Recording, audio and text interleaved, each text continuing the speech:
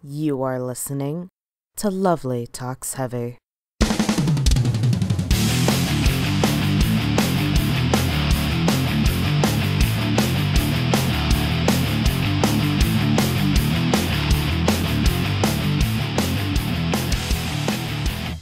Hello everybody, and welcome to Lovely Talks Heavy.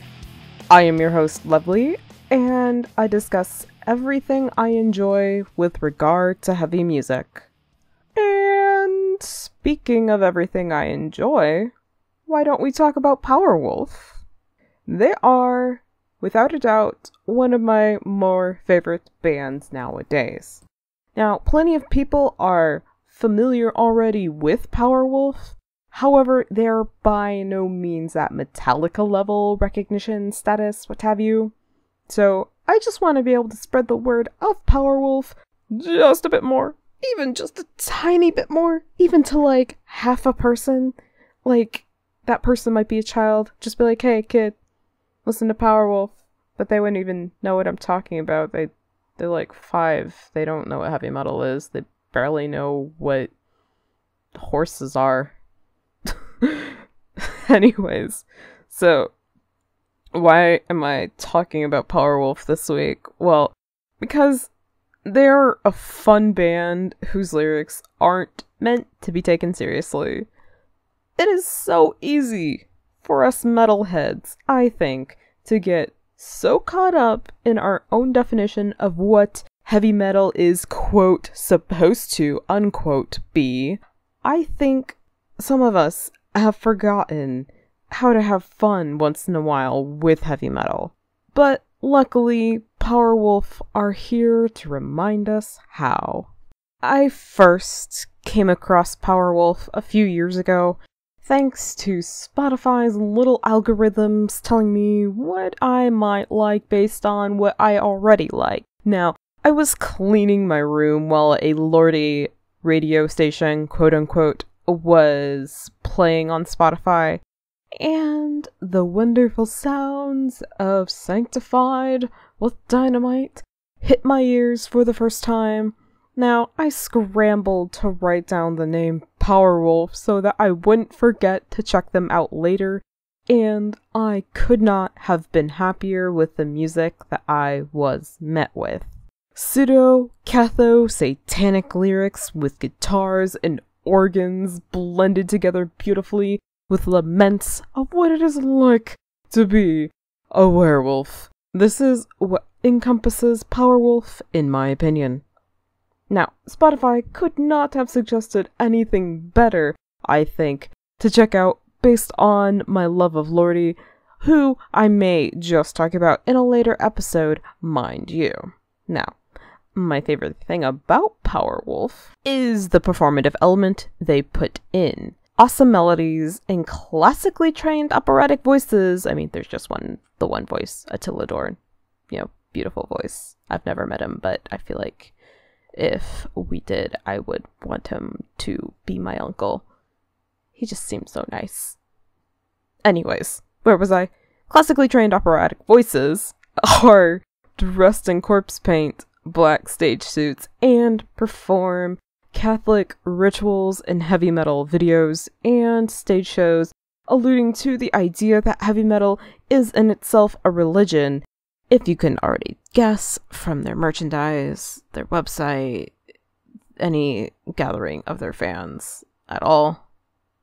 Anyways, now, considering that I have no particular religious affiliation, Powerwolf makes it fun to engage with religion, even if it's just for the duration of a 4-minute song. Now, for those of you that are unfamiliar with Powerwolf, don't worry, I will be giving some song recommendations to get you started. The first one I'm gonna suggest is Sanctified with Dynamite, and it's the one that got me hooked onto Powerwolf, as I mentioned earlier. The intro is what really hooks you in. Satani, Satani, en amos dignita. Satani, Satani, evade retrosagita. is chanted, followed by hard hitting on the snare drum. Now, when you hit the chorus, you cannot help but to clap along with Die, Die, Die Tonight, sanctified with dynamite, Die, Die, Dynamite, Hallelujah. Now, sorry if you didn't like my voice, but I just love to have fun with Powerwolf. But anyway, the song is just one catchy hook after the next. You cannot help but to sing along, hum to yourself, even if it's not the most appropriate time. So, anyway, and it's no surprise why it's the more popular of Powerwolf's songs. The next one I'm going to suggest is Catholic in the Morning, Satanist at Night. It is a favorite just from the title alone. Now, after listening to the song, you might catch yourself just having a slight bit of confusion pronouncing the word Catholic, because the song pronounces it in a different way. By the song, I mean Attila Dorn. It's like, because he sings it like, oh, we pray, alone we can't decide, Catholic in the morning, Satanist at night. It's probably a side effect of having English as a second language, but, it's just a note. It's happened to me, so it may happen to you. So anyway, now, the subject matter, it took me by surprise, because it's not about living a sort of double life, which is the perfect thing, the perfect subject matter for a band who sings about werewolves. I mean, think about it for a sec, Okay, you thought about it. So anyway, but rather, it's about feeling conflicted between two different lifestyles, two different religions, before finding the perfect one for oneself. Considering this is a heavy metal band, the one that's being alluded to as the perfect one is the one of heavy metal. And it sort of gives the idea again that heavy metal in itself is its own religion. It's a great song. Listen to it. Catholic in the Morning, Satanist at Night. And that's Catholic ... Wait, no. Catholic in the Morning ... Satanist at Night. There we go. So, the third one I'm going to suggest is Blessed and Possessed. Now, it's the first song off of Powerwolf's 2015 album of the same name. Now, like Sanctified with Dynamite, it starts with Google translated Latin chants. If you don't believe me, to copy and paste those lyrics in there yourself. You will see how perfectly they translate, which is not supposed to happen with Google, especially with the Latin language if you are a linguist and understand just how Latin works. So anyway, getting off track. So, it opens with the Google translated Latin chants, which is just like the opening of a religious ceremony. They invite you into this album with this chant. Now, this whole song, as one might be able to tell, is about being a werewolf fighting in the name of God. It's one of my most absolute favorites of Powerwolf's Blessed and Possessed. The next one I'm going to suggest to you is Tiger of Sabrad from Powerwolf's Lupus Day album, and it's actually based on a true story. Now, I'm lifting this straight from the Wikipedia article about the Tiger of Sabrad. Once upon a time, long ago in Germany, early 1900s we're talking here, there was something killing the local livestock. Now, there had been no wolves in the area for a long time, so it was thought maybe to be an escaped circus animal, maybe a tiger, so it was dubbed the Tiger of Sabrad, as it was first spotted in the village of Sabrad. Now, it was discovered actually to be a wolf, and then it was shot and killed, and now it's mounted in the Castle Hoyerswerda. I think I pronounced that right.